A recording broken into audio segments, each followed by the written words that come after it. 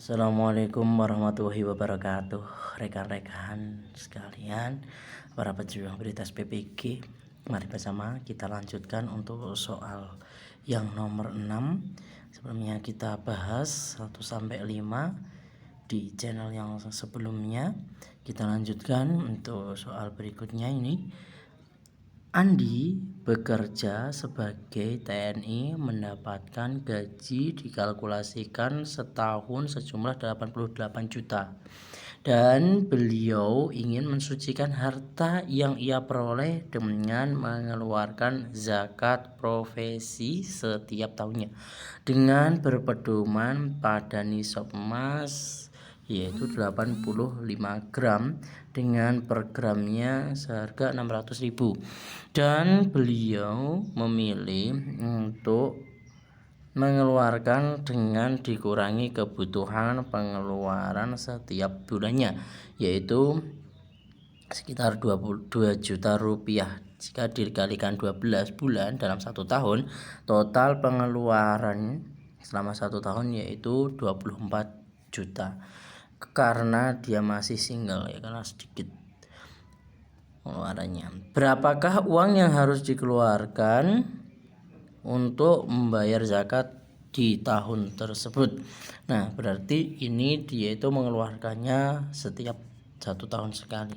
Apakah jawabannya nanti ketemunya 1.500.000 atau 1.550.000 atau 1.600.000 atau 1.700.000 atau 1.650.000? Nah, ini tentunya harus kita hitung bahwasannya ini 88 juta ini ya, ini sudah mencapai nisab. Karena gimana kalau kita mencari nisabnya, yaitu 600.000 dikali 85 gram ya, dikali 85 gram dengan per gramnya tadi 600 ya. Nah, maka akan ketemu 51 juta. Nah, 51 juta rupiah. 51 juta rupiah ini adalah nisab. Maka ketika penghasilannya dia selama 1 tahun 88 juta, berarti sudah mencapai nisab. Oh iya, dia memilih bahwasanya 88 juta ini masih dikurangi ya. 88 juta dikurangi pengeluarannya setiap bulannya yaitu sekitar 24 juta. Berarti dikurangi 24 juta ya. 24 juta rupiah. Jadi tadi 88 juta dikurangi 24 juta, maka hasilnya yaitu 64 juta rupiah. Nah, ini 64 juta rupiah ini udah masuk ke nisab, harus dikeluarkan zakatnya, maka dikenai 2,5% untuk dibersihkan. Nah, dari situ kita hitung saja langsung 64 dikali ya 64 juta dikali 2,5 ya, 64 juta dikali 2,5/100. Tinggal kita coret saja 2 nolnya, kemudian untuk digeser 1 berarti di sini juga disoret. Nah, menjadi 25. Tinggal kita kalikan 25 dikalikan 25 dikali 64.000. Langsung saja 25 kali 4 ya, 25 dikali 64.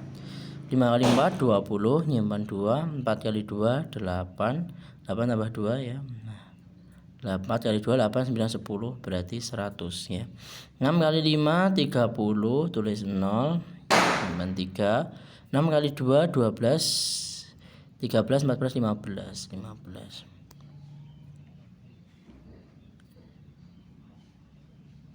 Nah, jadi jawabannya adalah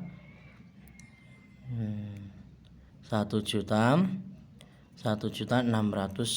rupiah. 1.600.000 rupiah gitu ya. Dan yang 5, maka jawaban yang paling tepat adalah yang C, yaitu 1.600.000 rupiah.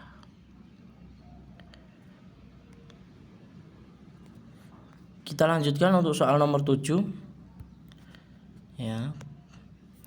Konsep penyaluran zakat kepada muzaki agar berubah menjadi mustahik adalah konsep dari zakat A. Mal, B. Konsumtif, C. Fitrah, D. Produktif, E. Profesi.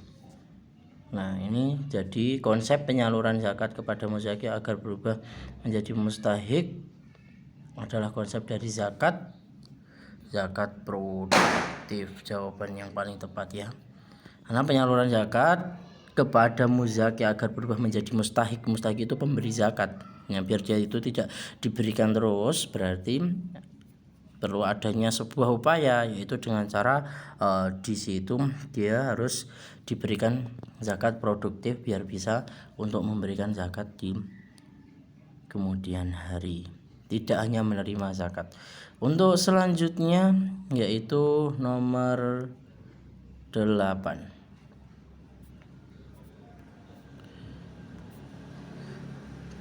Boleh menggunakan dana zakat untuk pembangunan masjid ketika darurat ya. Hukum asalnya tidak boleh menggunakan dana zakat untuk tempat ibadah ini. Hanya saja zakat dapat digunakan untuk membangun masjid pada saat pada saat berarti ada pengecualian ya. 1. Ketika tidak ada dana lain untuk membangun tempat ibadah tersebut selain dana zakat.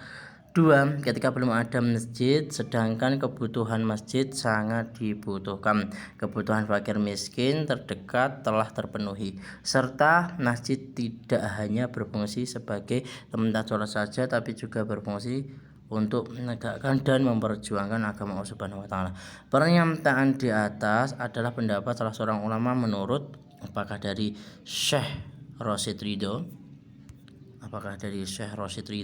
apakah Syekh Muhammad Saltut, apakah Syekh Yusuf Al-Qardawi, apakah Imam Al-Ghazali, ataukah Imam Al-Kasani.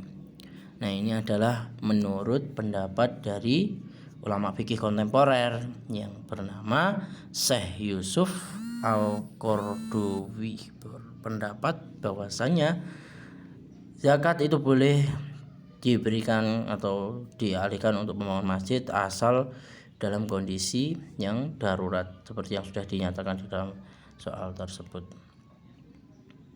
Selanjutnya untuk nomor 9. Di Indonesia melalui fatwa MUI nikah mut'ah tidak diperbolehkan sejalan dari akar kata mut'ah dalam bahasa Arab berasal dari kata muta'ah yanta'u mut'atan wa mut'atan yang artinya A. kemudahan, B. kenikmatan, C. kesucian, D. perjanjian, E. kesedihan. Nah, apa arti kata dari kata mut'ah itu? Intinya itu ya. Nah, apakah kemudahan, kenikmatan, kesucian, perjanjian, kesedihan? Nah, kata dari akar kata mut'ah, muta'ah yaitu mat'an wa mut'atan, yaitu berarti B ya teman-teman, yaitu kenikmatan atau kesenangan. Sama ini ya, bukan kesedihan, kesenangan ya. Jadi jawabannya yang B. Begitu. Selanjutnya kita akan bahas untuk nomor 10 ya. Kita akan bahas untuk yang nomor 10, soal yang terakhir. Sedikit-sedikit yang penting kita bisa menambah ilmu sebelum kita akan beri tes PPG.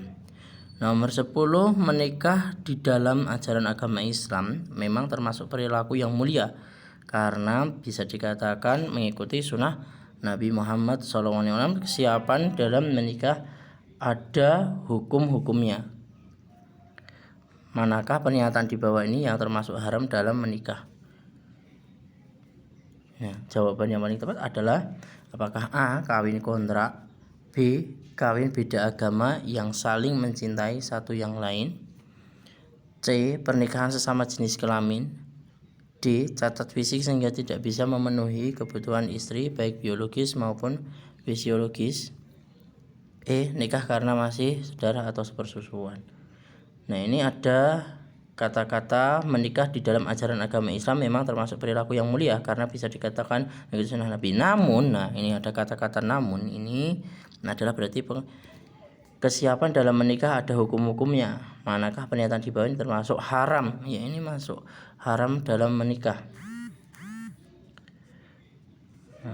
Dalam menikah, pernyataan di bawah ini yang termasuk haram dalam menikah yaitu apa?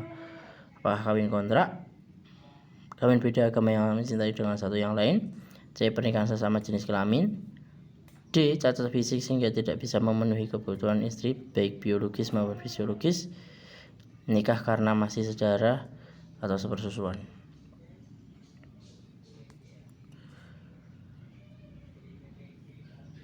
Ya, ini pernyataannya kecuali ya. Kalau ini kecuali ya. Kecuali apa? Berarti yang boleh dilakukan untuk kawin ya. Nah, kalau kawin kontrak kan jelas haram ini ya. Kawin beda agama juga haram. Pernikahan sesama jenis kelamin haram ya, tidak diperbolehkan. Cacat fisik tidak bisa memenuhi kebutuhan istri baik biologis maupun fisiologis. Nah, ini bukan haram, tapi ini adalah makruh ya, makruh ya. Sedangkan menikah karena masih saudara atau persusuan ini haram ya.